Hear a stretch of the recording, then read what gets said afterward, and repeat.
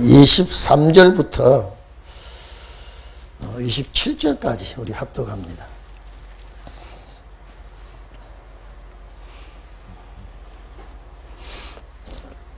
시작. 예수께서 가라사대 내 오라비가 다시 살리라. 마르다가 가르되 마지막 날 부활에는 다시 사는 줄 내가 아나이다.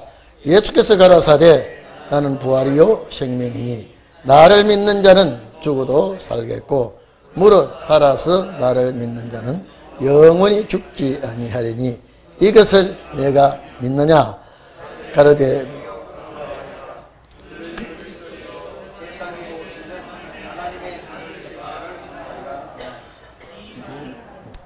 예, 27절까지 우리 협독했습니다.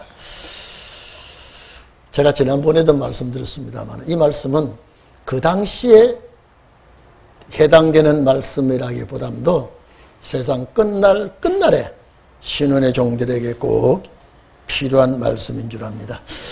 마르다와 마리아 자매가 예수님을 극진히 사랑하고 항상 예수님을 섬기고 도운 자매입니다. 근데 제가 말씀드렸죠. 이 베다니의 슬픔의 동네, 슬픔의 집에 죽음이 왔지만은 예수님께서 이 문제를 해결하시고 오레비가 죽었지만은 주님이 다시 살리는 그런 기적의 역사가 말씀을 통하여 나타납니다. 이 마르다가 주님을 만나가지고 주님이 계셨더라면 오라비가 죽지 아니하지 않겠느냐. 오라비가 죽은 것은 주님이 안 오셨기 때문에 우리 오라비가 죽었다라고 이런 말씀을 하지요. 근데 예수님께서는 이 나사로의 죽음은 주의 영광을 나타낼 일이다라고 이렇게 말씀합니다. 그러나 여러분 제자들은 예수님의 말씀을 전혀 깨닫지 못하고 있습니다. 또 마르다 역시 주님이 하시는 말씀을 바로 이해하지 못하고 있습니다. 그래서 예수님께서 하시는 말씀을 마르다가 듣고 세상 끝날에 부활하시는 것은 내가 알고 있습니다. 이것도 그 당시로서는 대단한 일입니다. 예수님 당시 부활이라는 건요 절대 이거는 믿지 못하도록 사두개파들은 사두개파가 세력이 센 종파입니다. 절대 부활이 없다고 하는 건요 강력하게 어필을 하고 그러니까 여러분 봐보십시오. 부활이 있다는 거하고 부활이 없다는 거하고 어느 게 믿기가 쉬우냐면요 부활이 없다는 거 믿기 쉽습니다. 죽은 그 사람이 어떻게 살아나느냐 이 말이에요. 어떻게 보이느냐 이 말이죠. 이 사두개파들이 강력하게 반대하고 있고 그 반대하는 속에서 부활이라고 하는 것을 믿는다는 것은 대단히 어렵습니다. 그래서 우리 마태복음 공부할 때도 그랬죠. 예수님께서 마태복음 7장에 예수님께서 하시는 말씀이 좁은 문으로 들어가라 그랬죠. 멸망으로 인도하는 문과 생명으로 인도하는 문, 영생으로 인도하는 문은 좁고 멸망으로 인도하는 문은 참 좁다. 이렇게 말씀하고 있습니다. 그래서 생명으로 인도하는 문, 여기 영생이죠. 대단히 좁은 문이다. 또 많은 사람이 이 길을 찾지 아니한다. 그랬습니다. 그래서 예수님께서 나는 부활이요 생명이다. 제가 늘 말씀드렸습니다. 우리는 부활성도든 변화성도든 나눠지지만은 주님 당신은 변화성도 부활성도에 동일하게 가지고 있습니다. 부활성도 편에 서 있으면 부활성도가 되고 변화성도 옆에 있으면 함께 있으면 변화성도가 되기 때문에 우리 인간은 그렇게 될 수 없습니다만은 주님은 부활성도의 대표도 될 수가 있고 변화성도의 대표도 될 수가 있는 것입니다. 그래서 예수님께서 나는 부활이다라고 하는 것은 인생은 반드시 다시 살 수 있다고 하는 것. 이래서 예수님께서 죽은 자의 가운데서 다시 살아나셔서 부활의 본보기가 되었고 첫 열매가 되었다 그랬죠. 이것을 우리가요 마태복음 22장 보면 사두개파들이 얼마나 반대하고 아주 치근덕거리고요 이 진리를 믿지 못하도록 해방했습니다. 그리고 여러분 사도시대 때도요, 이런 반대자들이 교회에 들어와 가지고요, 이 부활에 대해서 전혀 믿지 못하도록 방해를 부립니다. 디모데후서 2장 18절에 보면 후메네와 이게 빌레도가 부활에 대해서 교회에서 부활을 가리키면 절대 이것은 이루어지지 못한다, 부활이 없다고 하는 교회 방해꾼들이 있었습니다. 그런데 우리가 지금 여러분들이 부활이라는 건 확실히 우리가 믿고 확인을 가질 수가 있죠. 그런데 그 당시는요, 참 혼란한 시대가 왔고, 또 이 말씀 자체가 절대 부활이라는 것 있을 수가 없고, 다시 사는 것은 이거는 잘못된 소리다, 반대하는 자들이 참 많았습니다. 그런데 예수님은 절대적으로 나를 믿는 자는 부활할 수가 있다. 이 부활의 종교라 이 말이에요. 그래서 예수님께서 항상 두 가지 말씀을 하셨죠. 죽은 자에게는 부활이 반드시 오게 되고, 살아있는 자에게는 반드시 변화성도가 될 수 있는, 그래서 우리가 부활성도에 대해서 여러분 우리가 잘 알고 있지 않습니까? 부활성도도 두 가지가 있습니다. 순교자의 1차 부활이 있고, 그 다음에 예수 믿다가 죽은 2차 부활이 있습니다. 1차 부활은 천년안식 시대에 그리스도와 더불어 왕노를 할 계시록 20장에 1차 부활에 참여할 자가 있고, 그 나머지 죽은 자들은 전부 다 천년안식 이후에 백부자 심판 때에 가서 이제는 부활할 때에 그들에게 이제 2차 부활이 그들에게 해당이 됩니다. 그래서 예수를 믿는 자는 살아서 그리스도를 맞이하는 데도 또 두 가지가 있습니다. 그리스도와 더불어 왕노를 하는 변화, 입맞은 자의 변화 성도가 있는가 하면 백성되는 성도가 있게 되는 것입니다. 그렇기 때문에 기독교 안에서 종류별로 나누면 여러 종류가 분리가 될 수 있습니다. 그래서 오늘 예수님께서는 딱 크게 두 파트로 나누고 있죠. 죽은 자에게는 절대 부활이 있을 것이고, 살아있는 자에게는, 변화 성도에게는 이제 오시는 주님을 맞이하는 놀라운 축복이 있다고 하는 것을 오늘 여기서 25절에는 부활 성도에게 해당되는 말씀을 하셨지만은 26절에는 절대 나를 믿는 자, 살아서 믿는 자. 여러분 그 당시에는 도저히 이건 이해가 안 되는 말씀입니다. 주님 그 당시에 재림도 되는 것도 아니고 이루어지는 것도 아니고, 그래서 살아서 믿는 자는, 그러나 최후에 오늘 이 시대에 와가지고 여러분들은 이 말씀, 신혼의 종들에게는 이 변화성도의 축복이 이루어지는구나, 여러분 믿지 않습니까? 그 당시에는 이게 이해가 되지 않습니다. 그래서 오늘 여기에 나를 믿는 자는 죽어도 살겠고, 무릇 살아서 믿는 자는 영원히 죽지 아니하겠다. 이거는 제가 지난번에도 말씀드렸죠. 우라는 단어가 들어있습니다. 성경에 우는 이 단어가 결단코예요. 결단코 죽지 아니하리라. 근데 여러분 이 나라에 다 죽었습니다. 다 죽었어요. 이 말씀 해당이 안 됐어요.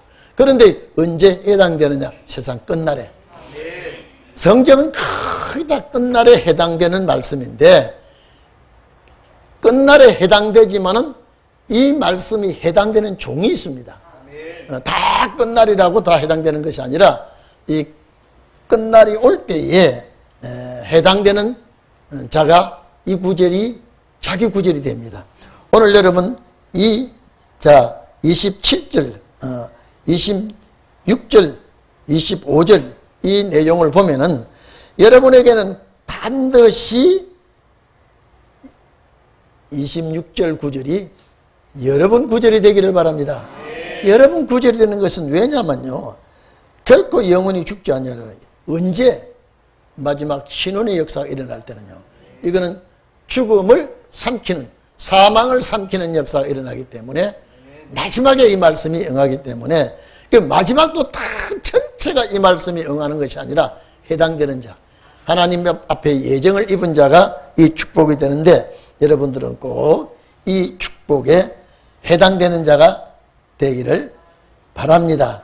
자, 그러면 마태복음에 일어났던 것과 같이 영원히 사는 축복을 우리는 기다리고 소망하고 있죠. 그래서 오늘 6절은 반드시 신혼의 종들에게 해당되는 말씀이고, 이제 27절에 보면요, 가로되 주여 그러하오이다. 주는 그리스도시요 세상에 오시는 하나님의 아들인 줄 내가 믿나이다. 자, 여러분, 마르다가 이 소리를 했는데 당신은 참 그리스도시다. 세상에 오시는 하나님의 아들이다 라고 고백을 합니다. 자, 그러면 이 세상으로 오시는 원어는 세상 안으로 그려졌습니다. 세상 안으로 오신다 이렇게 되어 있거든요. 에이스라는 단어를 넣었기 때문에 이 우주는 이 세상 코스모스인데 우주 안으로 주님, 세상 안으로 오시는 주님이시다. 이렇게 마르다가 고백을 합니다. 이것을 내가 믿습니다. 그리고 이 말씀을 하시고 난 다음에 돌아가서 가만히 그 형제 마리아를 불러 말하되 선생이 오셔서 너를 부르신다.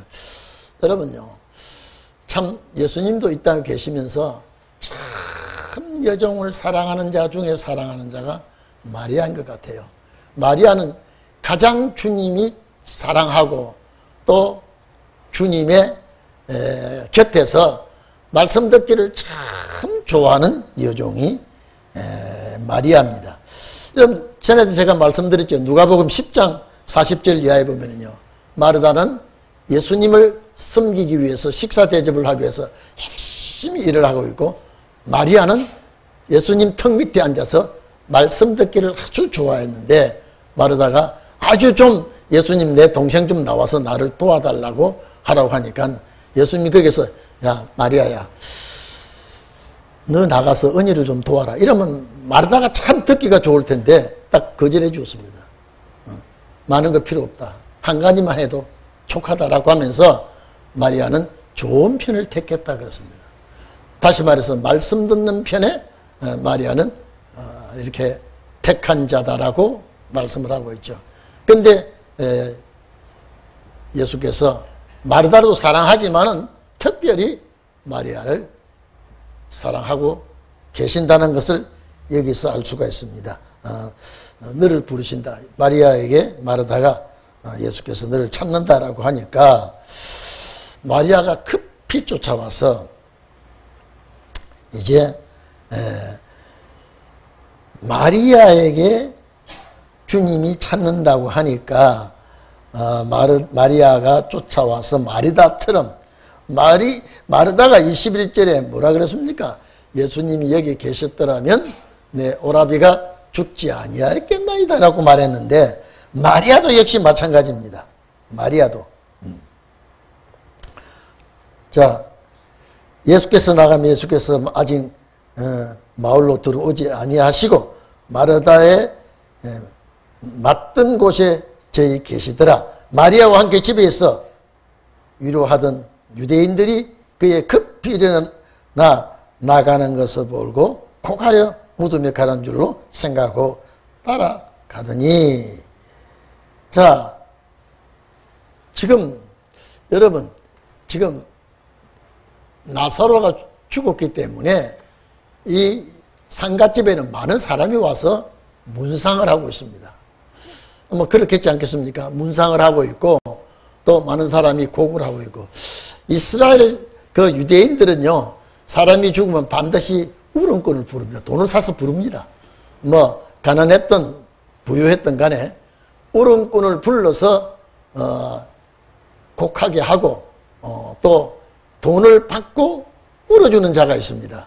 그러니까 여기에 나사로가 죽었을 때에 우는 자도 있을 것이고 조문객도 있을 것이고 위로한 자도 있을 것이고 여러 가지 복잡한 그런 상갓집이 아니겠나 이렇게 생각이 듭니다. 그래서 여기에 예수님께서 마리아를 찾고 마리아가 함께 예수님을 영접하고 죽음 앞에 슬퍼하는 자들 그 속에서 예수님도 그와 함께 그들과 함께 있는 모습을 볼 수가 있습니다. 그래서 마리아와 함께 집에 있어서 위로하던 유대인들이 그의 급히 일어나 나가는 것을 보고 무덤에 가서 곡하러 가는구나. 이렇게 생각을 하고 있었죠. 마리아가 예수 계신 곳에 와서 보시고 발 앞에 엎드려 가는데 주께서 여기 계셨다면. 자, 언니도 그랬죠. 참, 여러분요, 오라비가 죽었을 때, 우리 다 마찬가지 아닙니까? 오라비가 죽었을 때, 죽은 자는 죽었거니와 살아있는 자의 그 안타까움은 이루 말할 수가 없죠. 아마 이 삼남매가 살았는데 아버지가 계셨다는 말은 없는 거 보니까 삼남매가 살아가고 있었는데 나사로가 병이 들어 죽었을 때 이 마리아와 마르다가 오라비가 죽은 이거 앞에 얼마나 가슴 아프고 울며 통곡했겠습니까? 그러니까 마르다도 예수님이 계셨더라면 우리 오라비가 안 죽었을 텐데 예수님이 계시지 않았기 때문에 이미 죽었다. 이 마리아가 예수님 찾는다 그러니까 쫓아와서 엎드리며 역시 언니의 마음 그대로 드러내고 있습니다. 주님이 계셨더라면 내 오라비가 죽음을 당하지는 않았을 거 아닌가, 이렇게 말을 합니다. 자, 그래서 예수님께서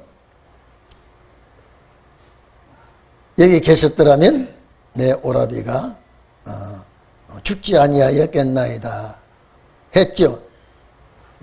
예수께서 그의 우는 것과 또 함께 온 유대인들의 우는 것을 보시고 심령이 통분하여, 참 죽음이라는 것이 얼마나 괴로운 일이며 고통스러운 일이라는 것을 주님은 역시 느끼고 있습니다. 심령이 통분했다. 이 말은 격분해졌다 이 말이에요. 상당히 충격적인 이 발언을 나타내고 있는 것입니다. 그래서 가라사대 그를 어디에 두었느냐 가되 주여 와서 보옵소서니. 자, 예수님께서 그 무덤 앞을 찾아갑니다.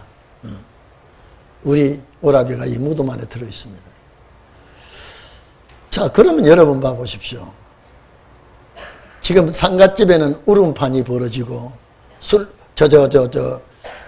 조문객들이 모여들고 이랬는데 예수님이 이 마리아를 데리고 마리아와 함께 너희 오라비가 어디에 있느냐? 예, 저 무덤에 있습니다. 아마 전에도 여러분들에게 이런 말씀을 드렸습니다. 우리나라 같은 이런 매장이 아니고 동굴 같은데 시신을 넣고 돌로 막아 놓습니다. 돌로 막아 놓는 것은 짐승들이 시신을 상하지 않도록 하기 위해서 돌문을 막아 놓는데 예수님이 그 무덤 앞에 이제 왔습니다. 참 사랑했던 나사로와 관계를 맺고 있던 모든 식구들이 무덤 앞에 있을 때 예수님이 그 앞에서 울었다 그랬죠. 제가 전에 이 사건도 여러 번 말씀 들었을 줄 압니다. 주님이 이 땅에 딱 세 가지 울음을 오셨다 그랬죠.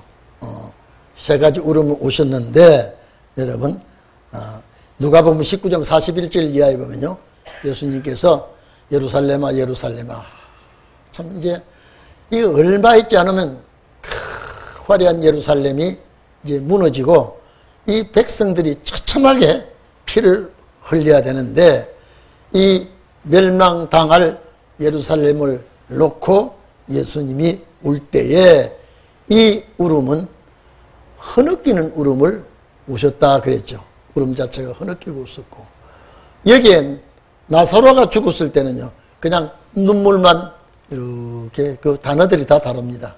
눈물만 이렇게 흘리는데 주님의 십자가 앞에 놓고 게세마네 동산에서 히브리서 5장 7절에 보면은요 참 방성대국을 했다. 이 잔을 내게서 할 수만 했으면 옮기고 나를 이 고통을 면하게 해주시옵소서. 방성대국. 우리가 주님 게세마네 동산에서 얼마나 액을 복걸하게 주님이 울으셨는지 땀방울이 핏방울같이 됐다라고 하는 것은요, 이거는요 모세 혈관이 터진 거 얼마나 심혈을 아주 진액을 짜서 몸부림친 울음이 아니었겠나 이렇게 생각이 듭니다. 그래서 주님 오늘 여기에 울음은, 나사로가 죽었을 때 우는 울음은 그저 눈물만 줄줄줄줄 흘린 거예요. 예루살렘 멸망할 때 울음은 흐느끼는 울음이지만은 여기는 그냥 예수님께서 눈물만 흘리셨다, 이렇게 이 단어들을 찾아볼 수가 있습니다. 자, 그래서 참 죽음이라고 하는 것은 죄의 보응인데, 참 나사로가 이렇게 죽음을 앞에 놓고 주님도 슬퍼하고 괴로워한 것은, 인생의 죽음은 다 괴로운 일이라는 것을 우리에게 보여주고 있습니다. 오늘 여러분, 예수님께서 이런 말씀을 쭉 하시면서 우리에게 해당되는 말씀이 뭐냐, 여러분들도 절대 죽음은 여러분들에게 이제는 해당이 되지 않기를 바라고, 죽음만은 여러분을 피해가기를 바랍니다. 우리가 어떤 일이 우리 앞에 당할지 모르지만은 우리에게 오는 죽음만은 주님 막아주시고 피하게 해주시고 반드시 변화성도가 될 수 있도록, 사망을 삼킬 수 있도록 하나님 함께 해 주시옵소서. 나를 도와주시옵소서. 나를 지켜주시옵소서. 육체가 사망에서 해방될 수 있도록, 사망의 골짜기에서 빠지지 않도록 하나님께서 도와주시고 지켜달라고 우리는 꼭 기도를 해야 되겠습니다. 자, 그래서 예수께서 눈물을 흘리시더라 그랬죠. 이에 유대인들이 말하되 보라, 그를 어떻게 사랑하였는가. 자, 저분이 참 나사로를 참 사랑했다. 어떻게 사랑했는가. 여기 사랑은 우정적인 사랑. 그러니까 우리 주님은 참 우정적인 사랑도 많이 하고 계셨다라고 하는 것을 볼 수가 있습니다. 이 사랑도 우정적인 사랑을 주님은 이렇게 하셨다. 또 애정, 아주 무조건 희생적인 사랑을 주님이 하시지만은 때로는 우정적인 사랑도 주님이 이렇게 하고 계셨다. 그래서 참 예수님이 이 나사로를 살아생전에 참 아끼고 이렇게 참 친한 그런 관계를 유지하고 있었다. 자, 이 사건을 여러분요, 이 상갓집에 일어난 쭉 사건을 우리가 보면서 참 예수님이 나사로를 살리는 것은 우리 주님께서 죽은 자도 살릴 수 있다고 하는 능력을 보여주는 것입니다. 그런데 이 나사로와 마리아와 마르다, 이 삼남매를 주님이 사랑하는데, 이 나사로가 죽었을 때 이 마르다와 마리아는 예수님이 병들었을 때에 고칠 줄은 알아도 분명히 예수님이 계시면 우리 오라비는 이 치료와 예수님을 통해서 받을 줄을 확실히 믿었는데 부활을 하시는 주님을 못 믿었습니다. 부활하는 것을 이 자매가 믿지를 못하고 또 확신을 가지지 못했던 것은 사실입니다.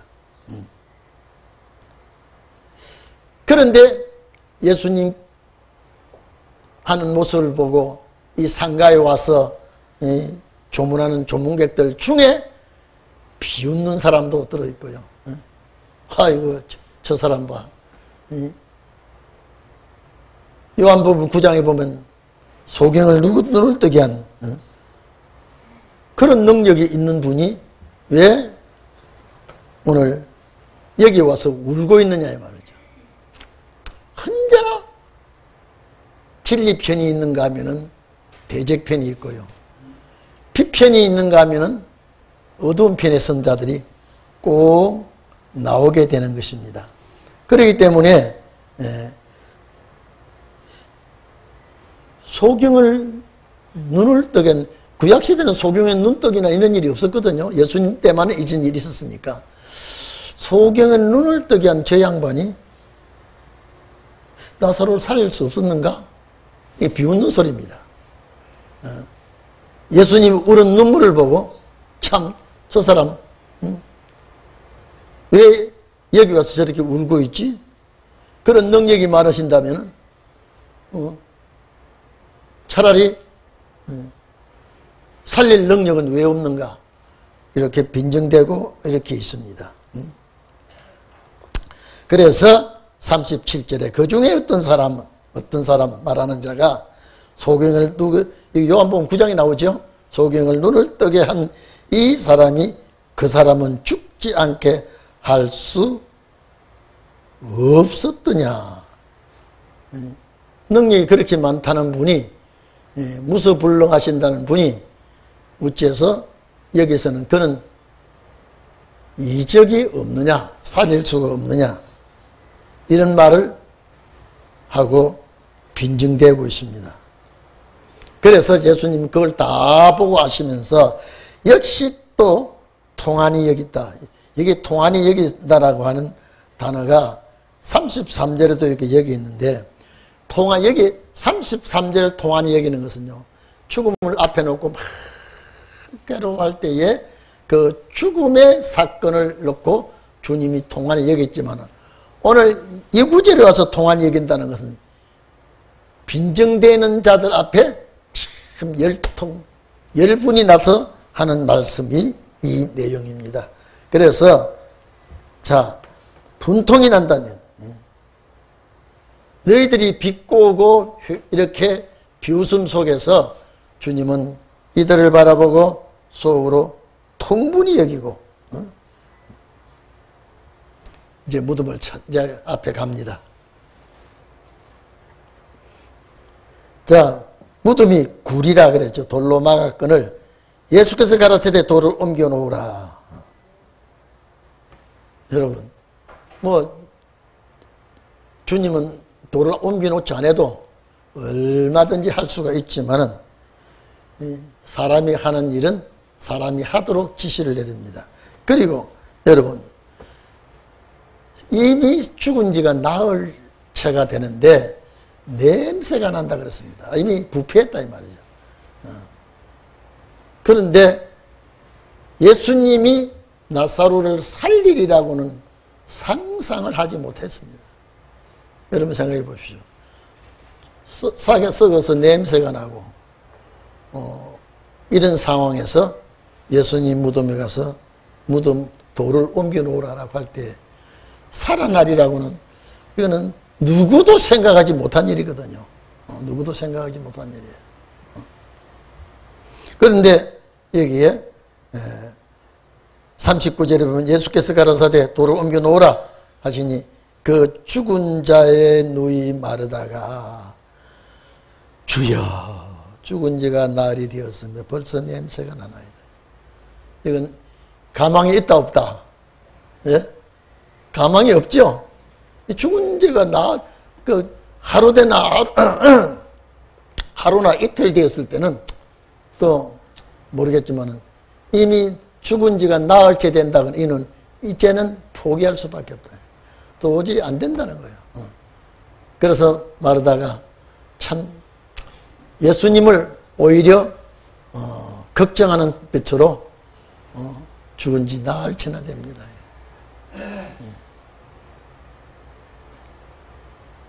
이때 자 보세요.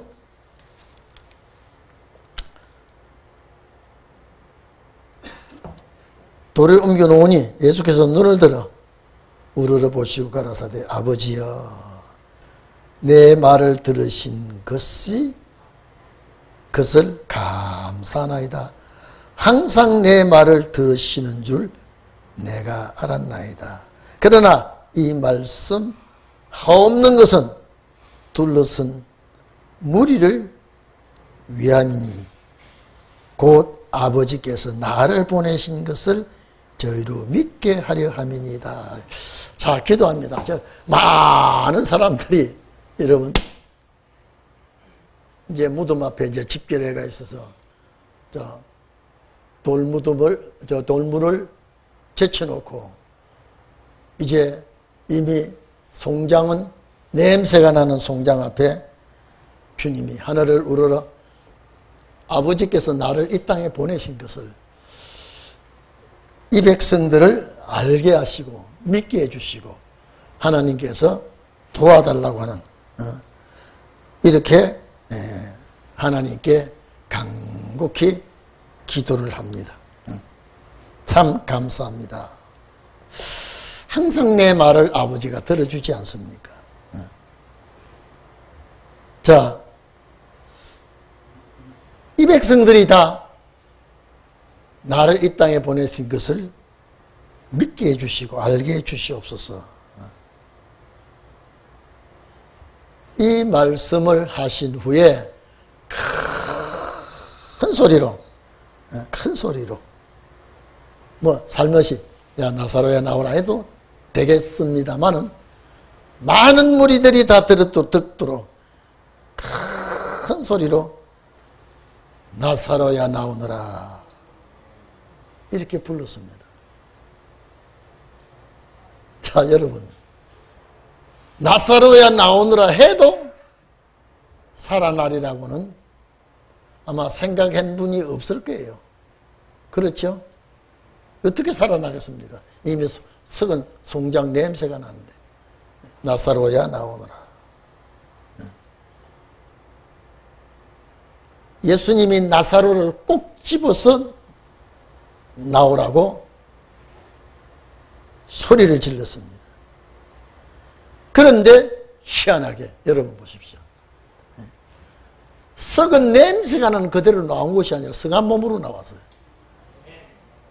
이게 여러분 이해가 되는 일입니까? 나사로야 나오느라고 큰 소리를 지르니까 냄새가 나는 나사로가 수족을 동인 채로 그대로 나왔습니다.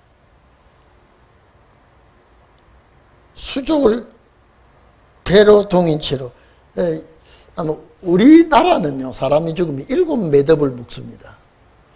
이스라엘은 몇 매듭을 묶은지 몰라도 이게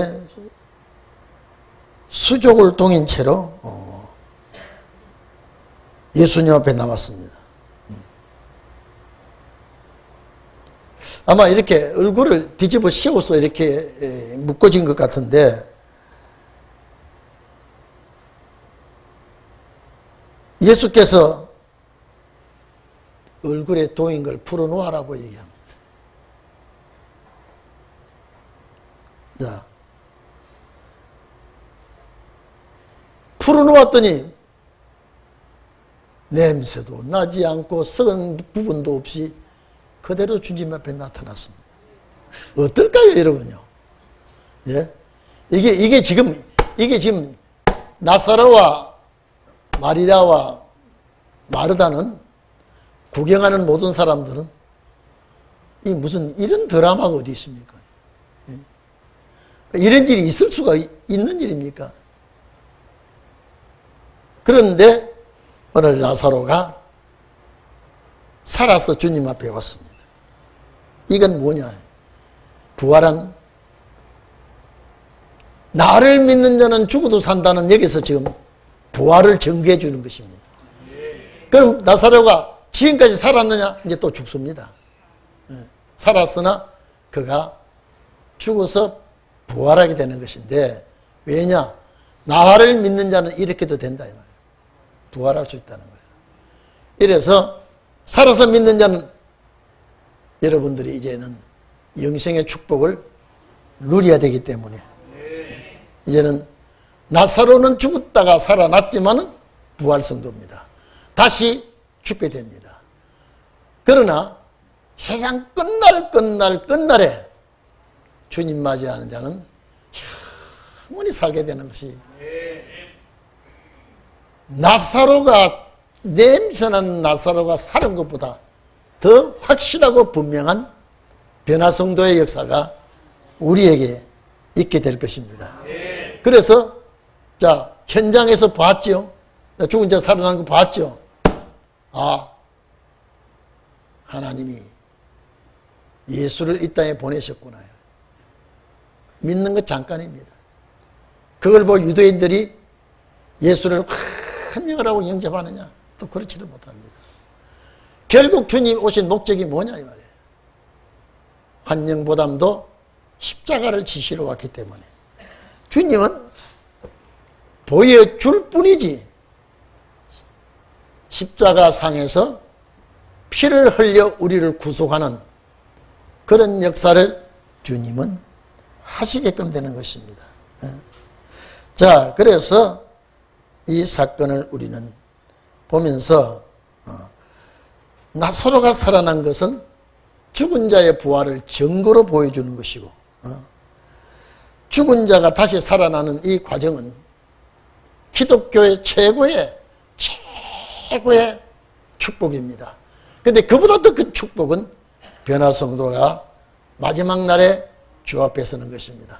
그래서 나를 믿는 자는 죽어도 산다고 하는 것은 부활을 증거해 주신 것이고 살아서 믿는 자는 영원히 죽지 아니한다고 하는 것이 성경에 기록된 대로 이사야 25장 8절 이하에 보면요. 거기는 사망을 영원히 멸한다. 근데 원어는 사망을 삼킨다 그렇게 되어 있습니다. 이날까지 사망을 삼킨 자가 없지만은 오늘 여러분들은 사망을 꼭 삼키는 그런 성도가 되시기를 축원합니다. 기독교 최후의 마지막 보루가 그거니까 우리는 그 축복의 주인공이 되기를 축원합니다. 우리 다 같이 기도하십시다. 하나님